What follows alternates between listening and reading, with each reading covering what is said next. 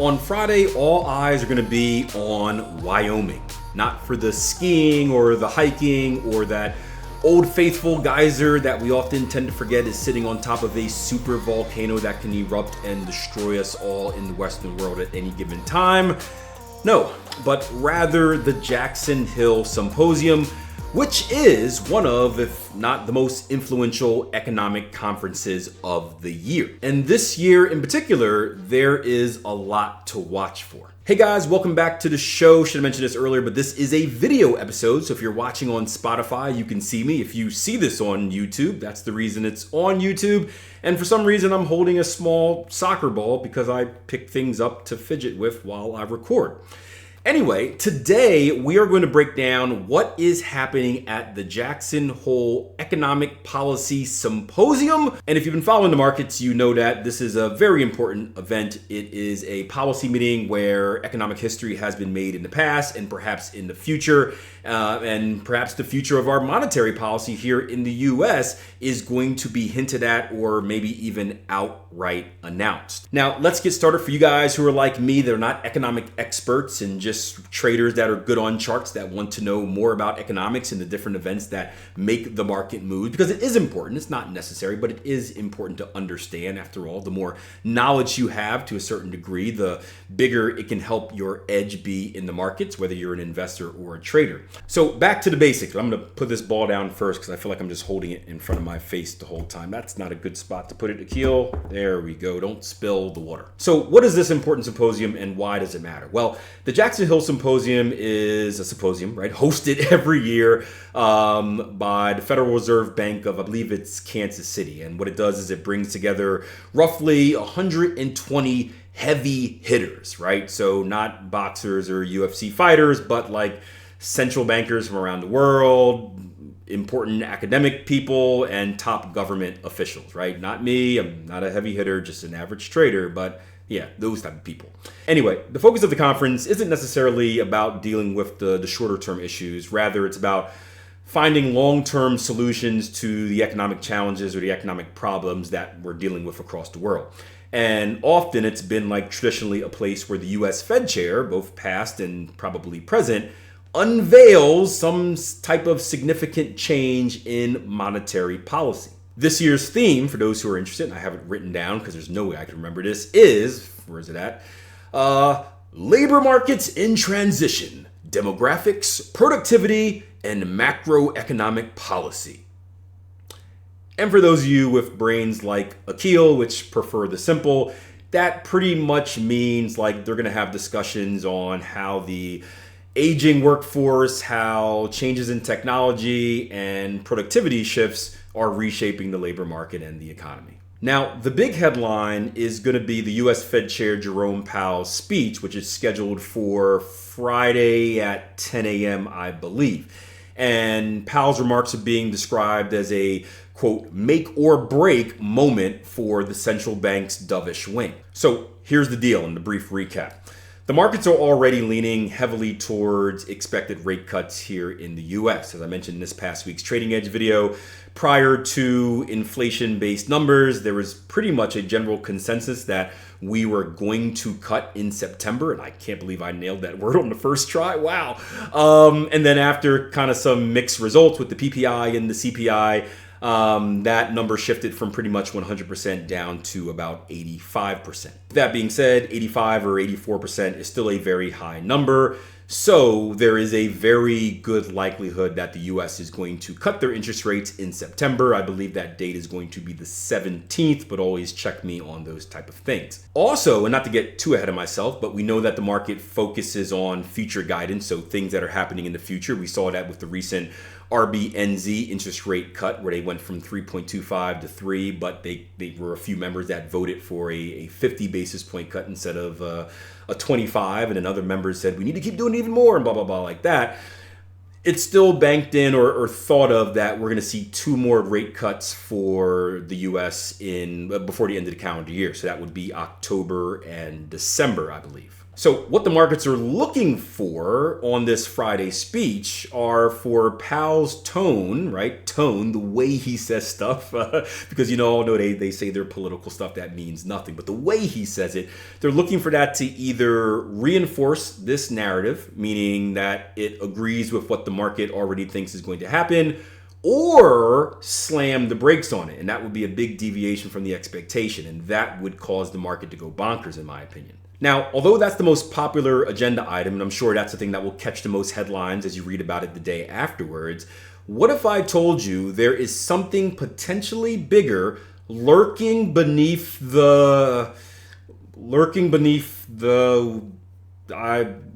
fog? I don't know what things lurk beneath. If there are any lurkers out there, let me know in the comment section below what you lurk beneath. But there's something else that may be more important than that. So what exactly is this lurking thing, right? So this bigger, more important, and probably more impactful thing that Powell may bring up are the bigger macro changes to the Fed's entire policy framework. So history lesson real quick for you guys. So the Fed first created this monetary policy, or its monetary policy framework, back in 2012. And they said that they're going to revisit it every 5 years and make adjustments and blah, blah, blah, blah, blah, blah, blah. The last big update came in 2020.